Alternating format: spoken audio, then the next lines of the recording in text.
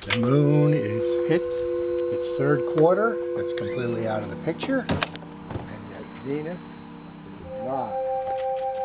In reviewing the videos from the last couple of nights, I was a little concerned that the aesthetic quality of the images was undermined by the fact of the floor flexure inside the observatory. And that problem is amplified by the fact of using long exposure times. So what I'm going to do this evening is try to bring a little more poetry to my observing list by using shorter exposure times and going after brighter galaxies and other studies so that we can get a sense of the beauty of the galaxies and whatever clusters might also turn up on my observing list. So I pretty much restricted everything to studies that could be optimally seen through an 8-inch scope or smaller, basically operating at parameters of a 12-inch telescope using the real-time imaging system. That means 64 flood and 42 auto gain control sensitivity. So I'm going to be going over a list of studies this evening, as I said, that are brighter, that should, they may not appear with as much presence, but they also won't have the distortions in them, hopefully, so that just maybe we'll get some nice aesthetic views of the various galaxies, primarily, that will be turning up this evening. Some of them did look really good last night. So let's see how close we can get to both having a nice, stable, sharp image, as well as the presence of the detail and texture in the various studies. So I've set the scope up. As you can, it's not quite sky dark yet. Basically, I'm pointing it in the direction of that very large galaxy, NGC 3109, that was only faintly visible a couple of nights ago, just as a baseline to see if there's any presence whatsoever. We're going to have to wait, of course, until the sky gets dark enough. It's very low, it's in Hydra, and it's quickly, I think we may have lost it. We're pretty close to losing it on the roof line of the garage already, but I may have to abandon it. But let's move on to another study. I had hoped to capture this one just to see if it still is detectable, but we can move on from here. Here we have NGC 3521 in Leo, with settings that are roughly the equivalent of a 12-inch scope. So this is the view you might get through the eyepiece of a 12-inch scope.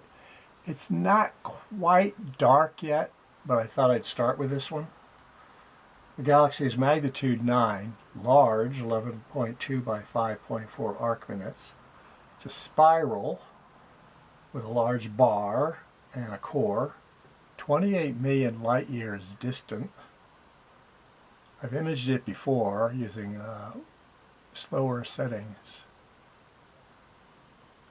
Given its distance and its size, it's probably about the size of our own galaxy, intrinsically, about 100 light years, 100,000 light years across.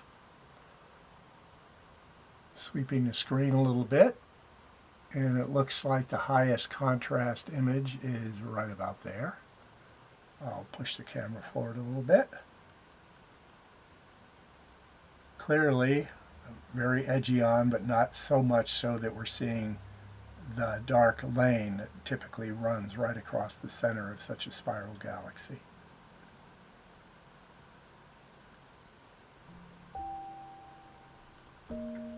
So that's our first study of the evening, using more aesthetically pleasing but less detail revealing settings on the REV II imager.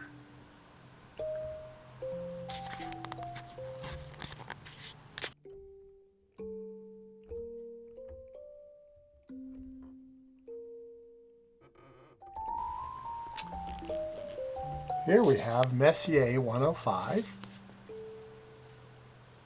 altitude 9.3, pretty much face on, 5.3 by 4 by 8, 38 million light years distant. About,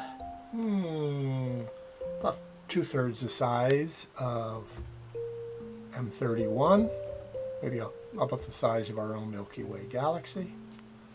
It's got a very bright core. I'm not seeing much in the way of extensions. Stars look pretty around it. Motion on my part does not tend to unsettle the image. However, we may not be seeing enough to satisfy our astronomical sense and our aesthetic sense at the same time. However, it's still a little early. I'll probably revisit these first 2 galaxies, possibly the first 3, later on in the evening. Both are post-culmination so far, being in Leo and heading towards the west, but fairly high in the sky.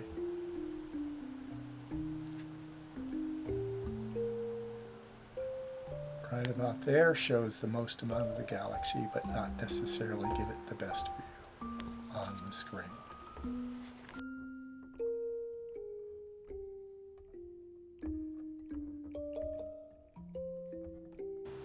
And we're now seeing Messier 96, magnitude 9.3, a galaxy in Leo, 7.8 by 5.2 arc minutes, 38 million light years distant. Again, relatively small, maybe half the size of M31. This galaxy is showing some annularity around the central core. Probably the best of the 3 galaxies we've seen so far in terms of aesthetic and detail. Not much in the way of texture, however. Once again, we're getting like a 12-inch telescope's view of these various deep sky studies.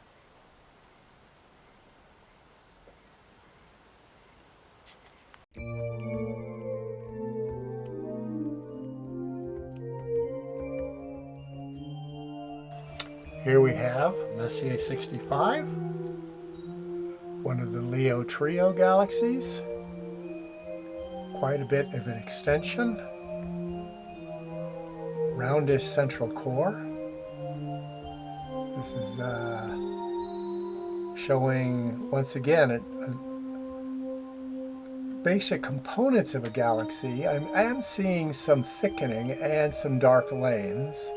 This is the kind of thing you want to see when you're observing galaxies. You want to get a sense of swirling and whirling, variation in texture, and we're seeing that here with Messier 65. Not too bad.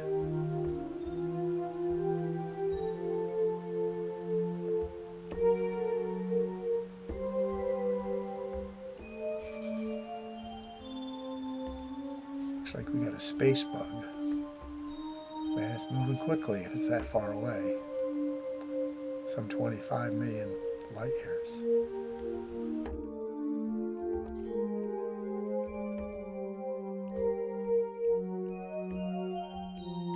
Messier 66, part of the Leo trio, magnitude 8.9, 4.1 by 1 arc minute, 35 million light years distant. This galaxy has a good deal of texture to it. Probably the most interesting and intriguing structure so far. Look at that spiral arm heading off to what we would describe as the 9 o'clock position. Big, huge spiral arm also sweeping down from about 7 o'clock and sweeping around up towards the 12 o'clock position in a counterclockwise direction. So far, what I would say is this is giving the most interesting and aesthetic view of the galaxy we've seen so far. Messier 65. Unfortunately, the NGC, that's the third member of the Leo trio, did not make the list tonight because it's a 10-inch study and not an 8, although it might have been intriguing, but I tried to stay pretty close to the Astro Geek Joy attribution for minimum or optimal aperture. it in order to be able to keep all of this straight. There we have it. Very nice view of Messier 66. Whoop.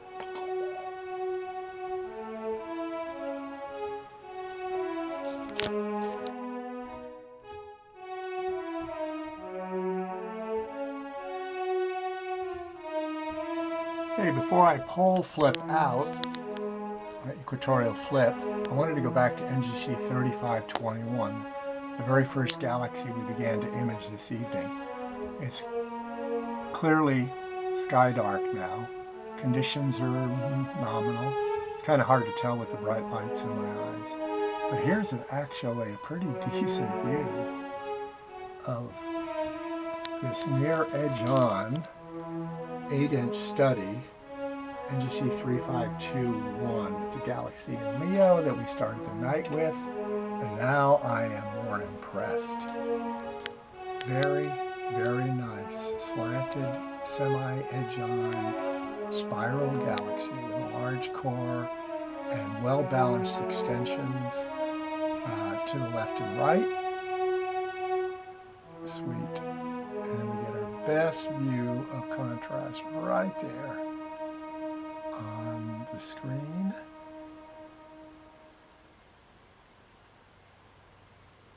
Well, if they were apples, how would you like them?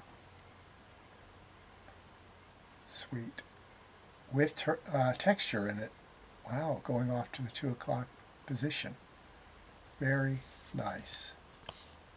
Very gratified to see that.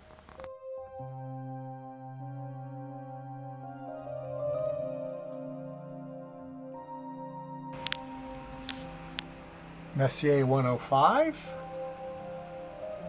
Starting to see a little drift down on the screen in terms of tracking. And go 2. Messier 105 is not really showing much. There's some glow just about to all directions. Probably the best view is right about there.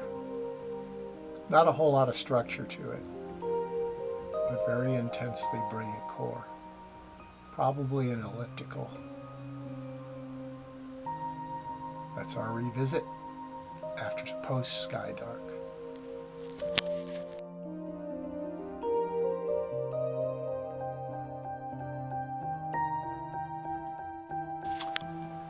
We now have Messier 96 generating an image on the screen. Spiral extensions, quite apparent.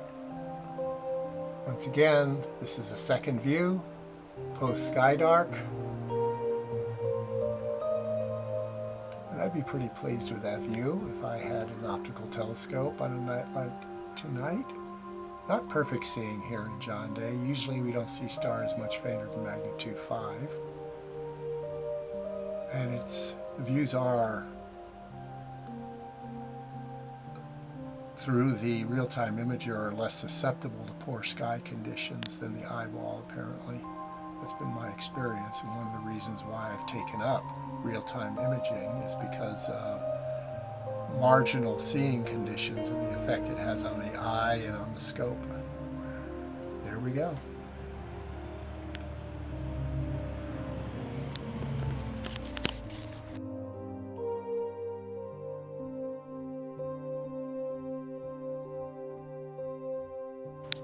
Okay, we're now on to Messier 64, probably one of the finest views we'll have tonight.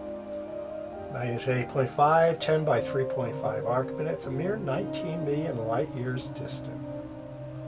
So this baby's probably about a quarter of the size of the Great Andromeda Galaxy. And it's outside the bounds of our local group of galaxies, but it's given a very present view here, even with the settings of only 4.5 seconds exposure, total exposure time.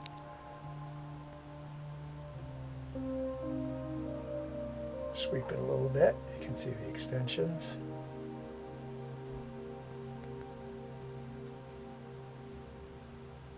Messier 64.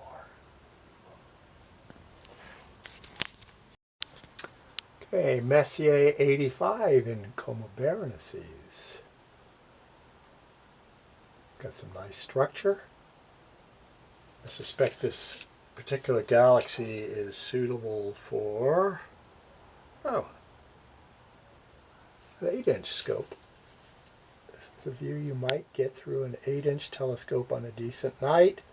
Probably wouldn't be as bright as this, but you would be able to make out all the detail.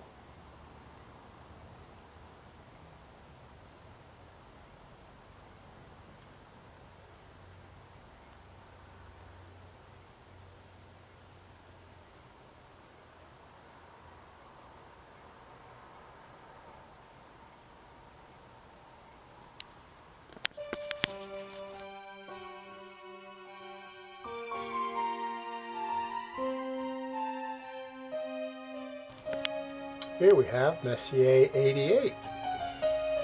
Kind of edge on.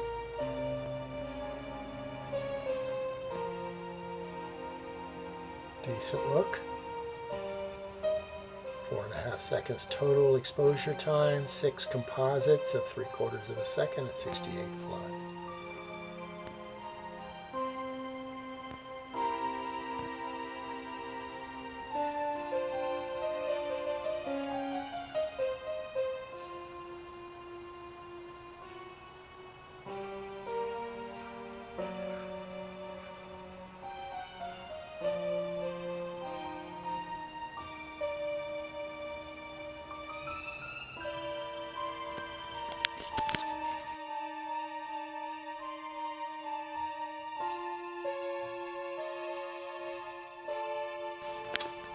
Messier 90, large and faintish, but showing a good deal of structure.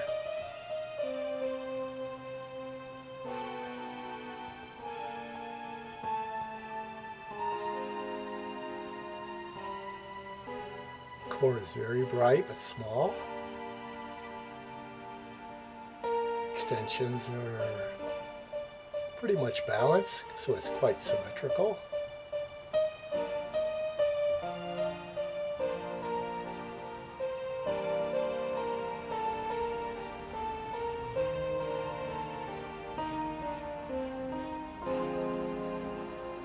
Far side of the bar, it turns into a shadow, and on this side of the bar, light. Right on the edge of the bar. Be nice someday to get a screen and a handheld camera that wouldn't show so much contrast across it. Nice flat image, but probably next observing cycle.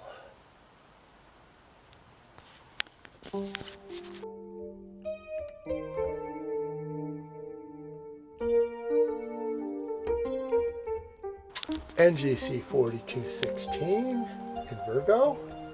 Another nice edge on with some embedded stars.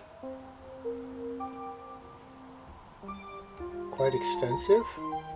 Spreads out maybe 5-6 arc minutes across the screen with beautiful symmetries.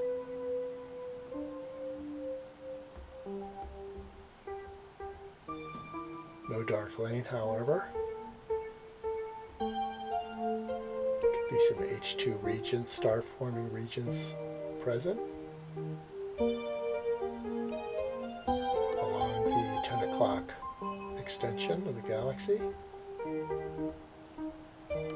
Very nice.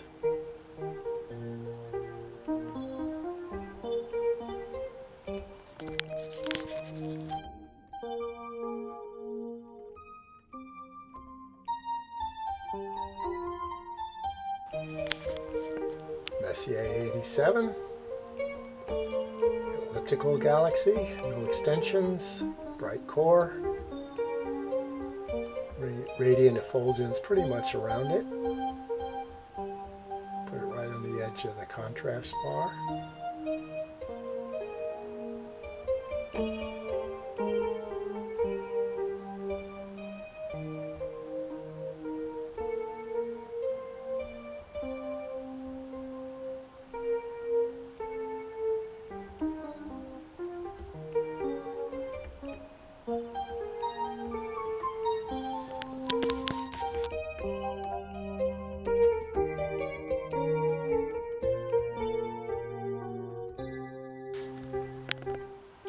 Messier 59.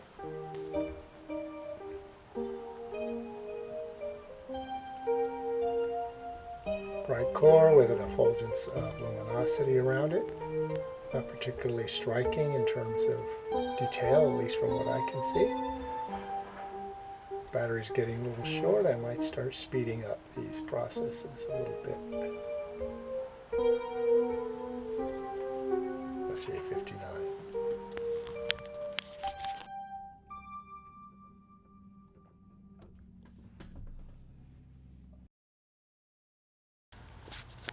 Messier 60 taking form on the screen. A little bit of creeping going on. Interesting. Could be periodic error, I'm not sure. Most of these galaxies are now culminating, so the scope is looking almost overhead or slightly due south. There's our view.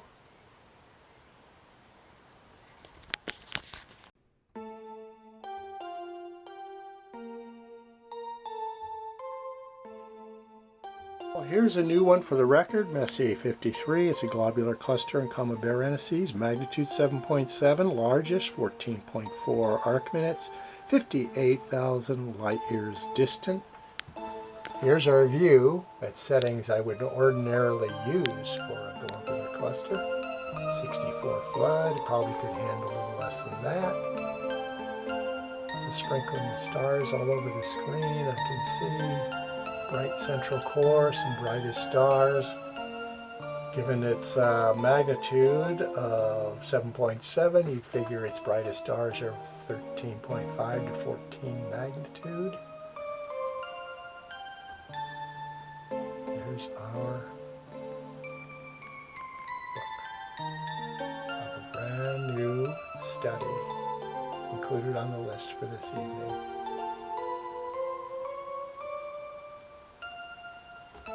Messier 53. Wow, here we have a nice tight little edge-on spiral. I'm not seeing any kind of dark lane on it. This is kind of nice. NGC 4762, not sure if I've actually recorded it before. Galaxy in Virgo, magnitude 10.3, 8.6 by 2 arc minutes. It's a spiral with a band. And it's an O-type spiral, which means a lot of its stars have been turned into, dark matter has been turned into stars. You can do the math on this one if you're interested. I may also. 53 million light years distant. Wow. Very sharp, high contrast galaxy in Virgo. Edgy, edgy.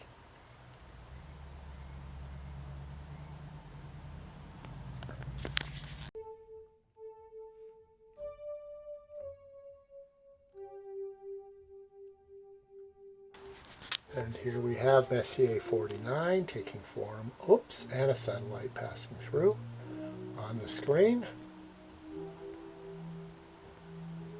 Not seeing much in the way of structure. It's probably an elliptical. I didn't notice if it had a descriptor on it, Hubble descriptor. Bright ball bleeding off into space. Yep. That's one large globular cluster galaxy.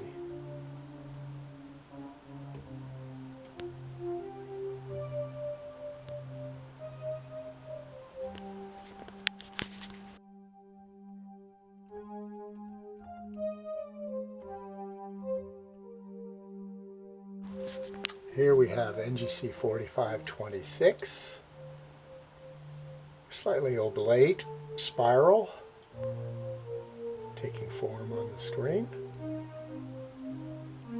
Good lateral symmetry. The core bleeds out quite a bit instead of just being a round ball. So it might be tending towards the class O type galaxy. No sense of dark lane or spiral arms, but we are seeing it kind of tilted. There we go.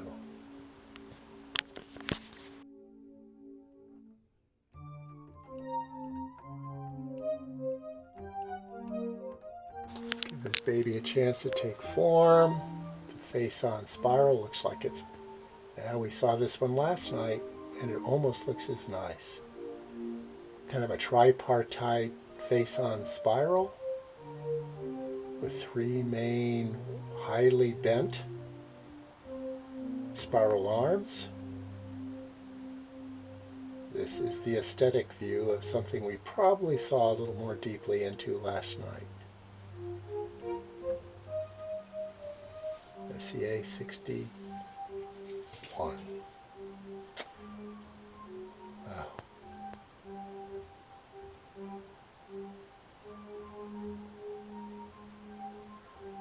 Okay, now for our first recorded new galaxy of the season.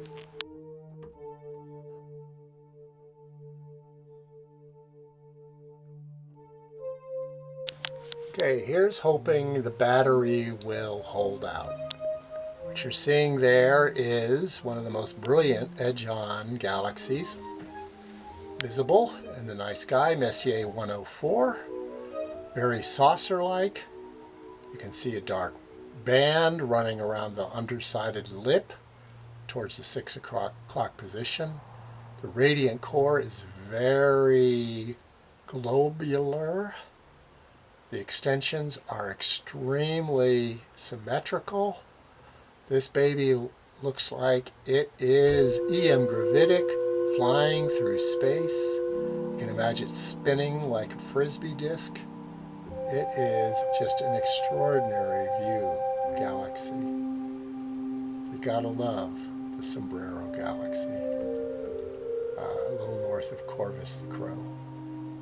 Wow. Fabulous. I'm going to also bump up the exposure time to 128 and see if it makes any kind of improvement in the amount of detail, but this is a great view.